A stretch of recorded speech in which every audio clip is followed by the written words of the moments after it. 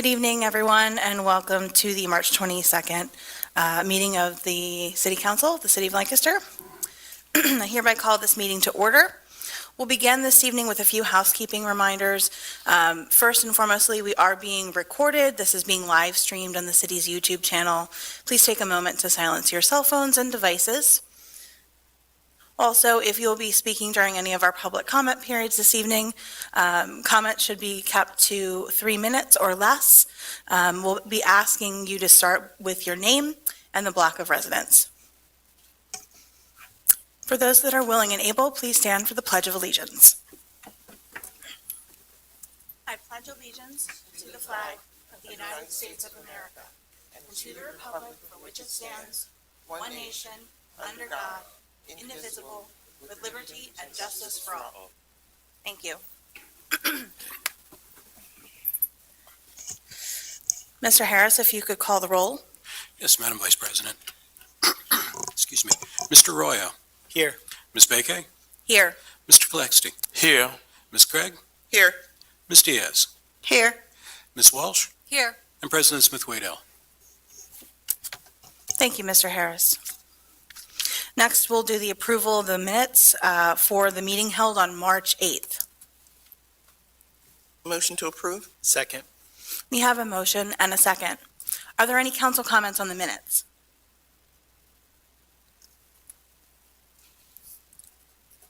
I'll just take a moment to say thank you, Mr. Harris. It was a long meeting and there was a lot of notes for that one. Thank you very much for your work. Thank you. Mr. Harris, if we could call the vote. Mr. Royo. Aye. Ms. Bakay. Aye. Mr. Kalexty. Aye. Ms. Craig. Aye. Ms. Diaz. Aye. Ms. Walsh. Aye. Thank you. Our next item is proclamations, honors, awards, and resolutions of recognition. Are there any this evening, Mr. Harris? We do not have any this evening. Thank you. That will take us to our first public comment period, reserved for citizens who have contacted the city clerk prior to the meeting to request to speak. Again, the duration of comments are limited to 3 minutes. Do we have public comment this evening, Mr. Harris? We do. First is Jonathan Cologne. Mr. Cologne, good evening. Start a clock here. Thank you. My name is Jonathan Cologne. I live on the 500 block of East Orange, soon to live on the 0 block of North Broad. 20 years ago, I was fortunate enough to study in Florence, Italy. Florence, Italy, if you go straight from here, is on the 39th parallel. Go directly across the world, and we're there. I like to call it our sister city. Most notably, Blanche Nevin, who put the lion in the Reservoir Park, was a big traveler to Europe and Florence, and most notably they brought back a painting which resides across the street at St. James. All this to give you a little context. I'm an artist and sculptor. I've been working in the city since 2004. Grew up just on the Mill Creek. My intent for being here is the concept of the sun and the garden city. The access to the sun is possibly the most important part of art creation, life, and our beautiful city. We have a gorgeous city structure of a 1 mile by 1 mile square, which touches approximately 13 miles of river access. This circle and square design is one of the most important designs in the country. Our city is glorious. It is fantastic. When we look over our city skyline, we see some of the greatest examples of architecture. The building next to us, the churches, the church steeples, they are all glorious. Currently, we are building up, and we are attracting a lot of energy and the desire to develop. In all of this development and all of these things that are coming your way as city council, you have the option to uphold ordinances which have restrict height of buildings. You have the power to let those buildings go through. I am for progress. I am for the growth and the wealth of our city. I do want you to seriously consider the role of the sun. When you sit and have coffee in your house and the light comes in and the light fills our beautiful home, hardwood floors are just gorgeous spaces. Remember that that light will be greatly diminished with each building that goes up. It will impede the growth of not only our minds and our souls, but also of our trees, of our plants. It could potentially impede that beautiful light that comes into Central Market while we walk around and bask, and fills up that space, that cathedral space. With each building you approve or disapprove, you are greatly impacting the light of our city. It's just something I wanted to bring to your attention. I'd love to talk to you more if you have more questions, and I believe that is my time. Thank you very much, Mr. Cologne. Very May welcome. may I, Yes, is there a particular building you're referring to that is going to impede in the glorious sunshine? There's many things happening. There's many things that have been approved. There's many things that will come. And the importance is the city skyline. Obviously, there's much to talk about, but the main point is to what we have built in the last 20 years is for the public, in essence. A lot of when me and my wife were married, we spent the night on the top of the city, at the top of the Marriott. How amazing. All of these new buildings that are residential or not public access, no longer can I participate in our city fully if those buildings are blocking the view. And the reference to Florence is that when you look at a picture of Florence, you see an open, perfectly humanistic city built on the Fibonacci sequence in all squares. Our city is also built on the Fibonacci sequence, and we had master architects, which we only need to look around to see that. My desire is that that beauty continues well into the future. For what goes up must come down. Thank you so much. thank you, Councilor Diaz. Thank you. You're welcome.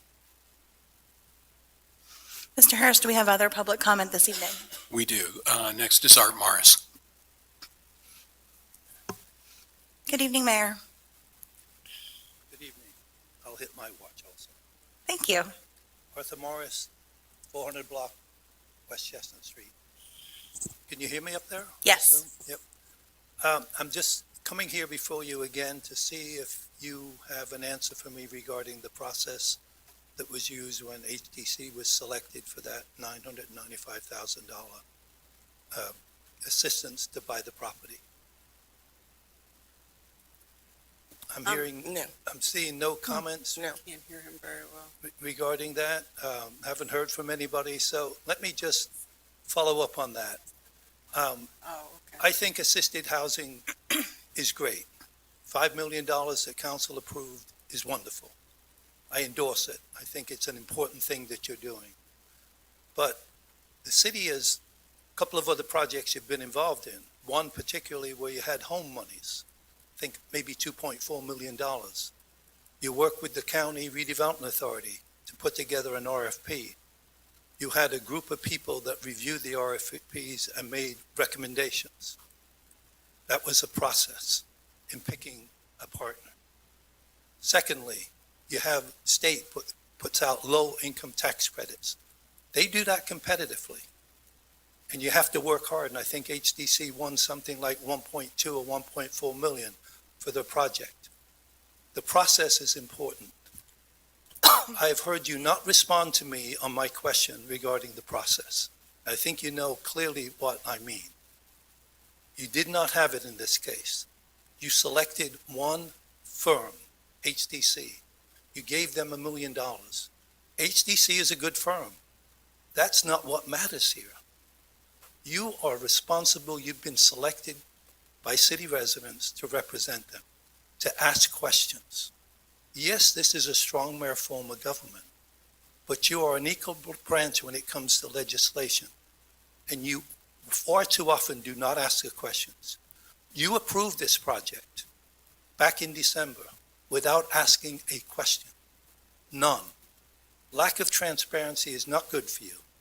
And I'm before you tonight to suggest that you either bring somebody in to discuss with you the role of council, because quite frankly, far too often have you said yes to things without asking deep questions. It doesn't mean that you're opposed to the project. It just means that you're bringing out important information. In this particular case, you had the chief of staff whose husband works for HDC in a high position. It doesn't have a good look. Those circumstances require that you be overly transparent, that you really set up a process to make sure whoever you selected was selected appropriately.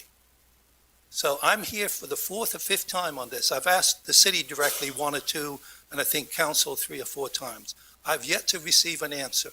That is not transparent. If you don't have a good answer, tell me that. But please, please respond to the question. Thank you very much. Thank you very much. May I, Vice? Counselor Diaz, yes. Can I pick your brain, Patrick, if there is anything that we can forward to Mayor Art regarding his question, please? And can you please copy me in it? Thank you. Thank you, Counselor Diaz. Mr. Harris, are there any other public comments this evening? There are not now. Okay, thank you.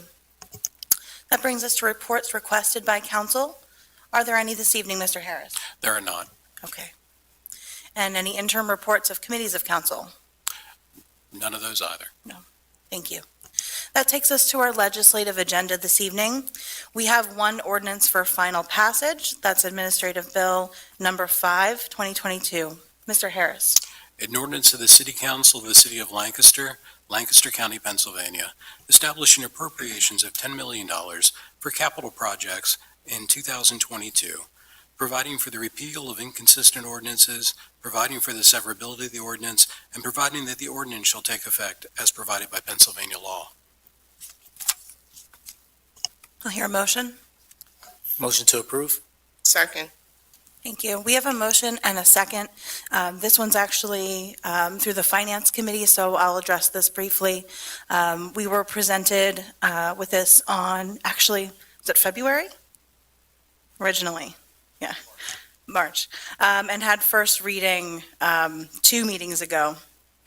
This bill approves an appropriation for a list of approved capital projects, which we were all provided with. They fall under the categories of parks and facilities, streets and traffic in the general fund, green infrastructure projects in the stormwater fund, and transmission and distribution and the Conestoga and Susquehanna water treatment plant projects in the water fund. That total is $10 million, and this is related to resolutions 25 and 26, which we passed at our previous meeting, in which we agreed to seek a tax and revenue anticipation note for this year, and then also a reimbursement resolution for those funds when we will do a bond issue anticipated for later in 2022. This allows us to begin these projects. Are there any council comments? And any comments from the public? Mr. Hopkins, was there anything additional? Okay. Hearing none, Mr. Harris. Mr. Arroyo. Aye. Ms. Beke. Aye. Mr. Colexi. Aye. Ms. Craig. Aye. Ms. Diaz. Aye. Ms. Walsh. Aye. Thank you very much. That concludes our legislative agenda for this evening. Takes us into our second public comment period, which is open for comments on any issues that were not previously on the agenda. The duration of these comments, again, is limited to 3 minutes. And please begin with your name and block of residence, and we'll take them at the podium. Is there any public comment this evening?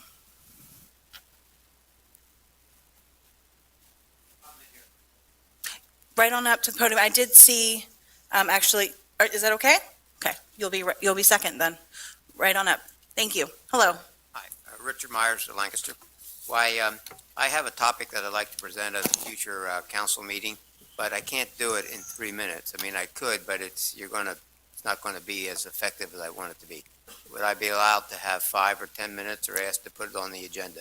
I would say 3 minutes for this evening, and if there's something that perhaps would fall under a committee meeting in the future, you could speak with Mr. Harris and myself after the conclusion, and we can see if it would be appropriate to put it on a committee meeting for further discussion. On a committee meeting? Mhm. Okay, thank you. Absolutely.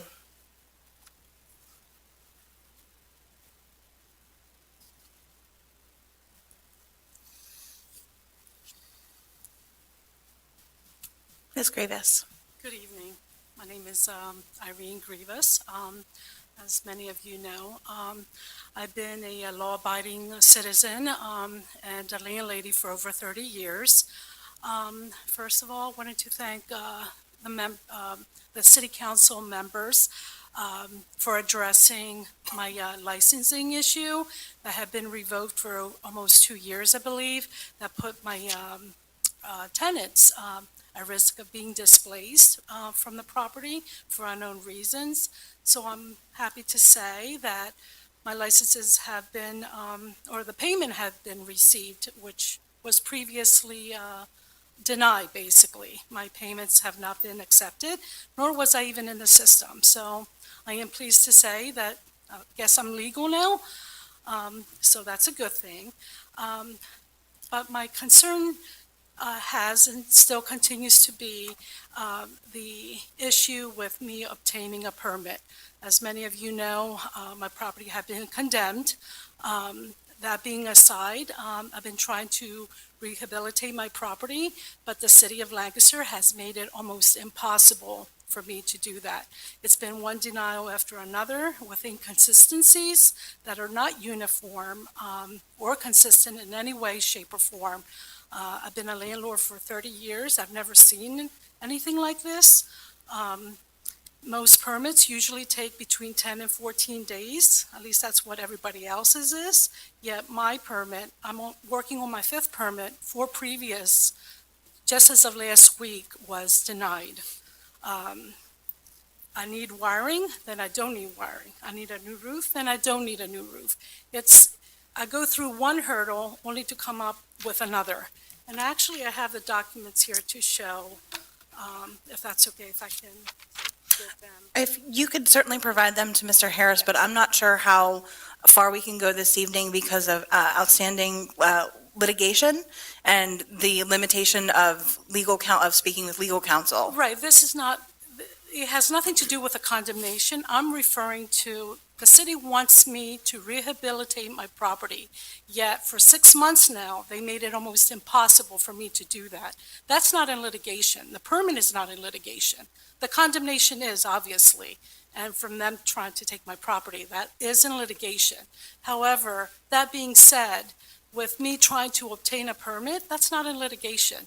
That should be open to anybody and everybody. Yet it's been impeding and preventing me from doing just that. Yet I'm still responsible for taxes, I'm still responsible for water, I'm still responsible for my mortgage and everything else. Not to delay on my part, from the city's part.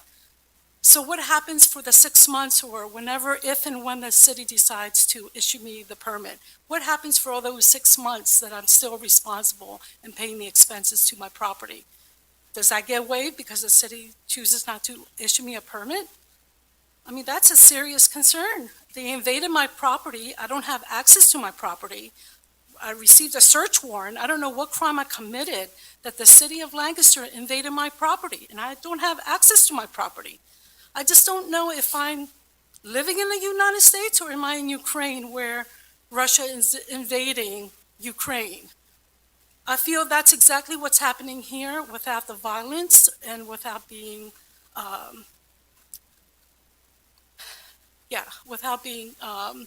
bombed or anything like that. But as far as my property, they totally invaded my property. I'm locked out. They received a search warrant, of all things, for a rodent issue. What does that have to do with me obtaining a permit?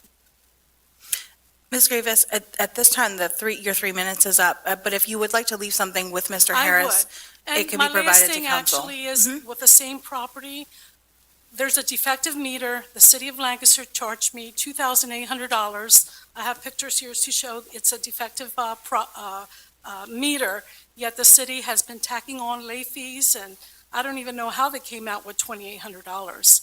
And I have addressed it with a meter shop, and of course, it's a catch-22. I just keep going around, spinning my wheels and really getting nowhere. And that's all I have to say. I'll provide, and I have one for each council member, including the mayor. Okay, thank you very much. Are there any other public comments this evening? Hello. Ms. Backay. My name is Jonathan Brown. I live at 209 North Lime Street, and this is more of a question that I'm hoping that maybe can get answered here tonight, or I can direct it to the right person. One of the things that is a big concern to me always with government is being a property owner, is monitoring the fiscal end of things and all that. And with the dramatic increase in inflation, which I absolutely know will begin to translate into what we need to do for pay raises and such like that. I'm even more watchful of like where finances are headed. And my question, that's the context, my question is with the city, where is the appropriate place? I found it really difficult to see like the monthly where things are at. Like I go to the Lancaster City School District and they provide a monthly review of where the finances are against the budget and such like that.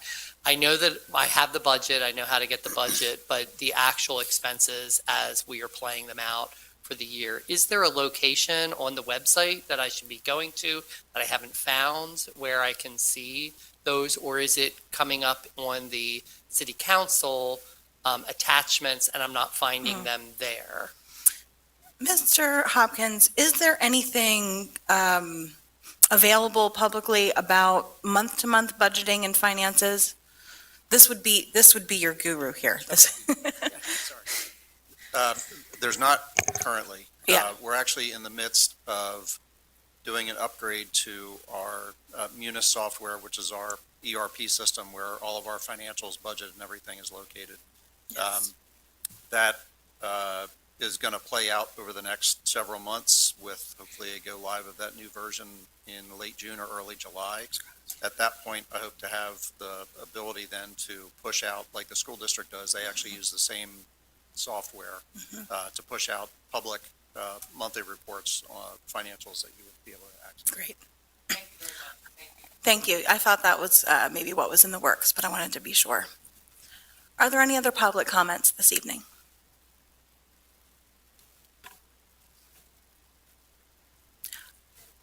Unfortunately, Ms. Grievous, we only have time for one, or everyone only gets one. But if there's anything additional that you'd like to share, I'll have a few minutes afterward. Okay? That will take us then to the report of the mayor. In Mayor Sirachi's absence, I believe, Mr. Hopkins, you have a report to give this evening? Yes, thanks, Councilor Baquet. I'll just read this report dated, for some reason, March 21st, 2022, yesterday's date, report of the mayor. Tonight, I'd like to brief council on city's progress related to broadband deployment. As you may recall, it was a little over a year ago that City Council approved the financial terms of a settlement with Mall Communications, which afforded the city full ownership of 16 miles of fiber optic cable throughout the city. Over the ensuing months, the city has taken over the operations of the cable and engaged CTC Technology and Energy to, one, review and assess the existing fiber and assets, two, develop a strategic plan for extending fiber optic cable to all parts of the city, three, recommend and study business modeling for use of that fiber optic cable, and four, perform market sounding. CTC is an independent advisor. They do not own, build, operate, or otherwise seek profits from decisions clients like the City of Lancaster would make related to fiber optic cables. It was very important to have this kind of outside expertise to help guide the city in its next chapter of our investment in broadband infrastructure. Our goals remain the same as we have stated previously, to first and foremost improve equity in communications infrastructure and reduce the digital divide, as well as to spur economic development and to support core city functions on that fiber optic cable.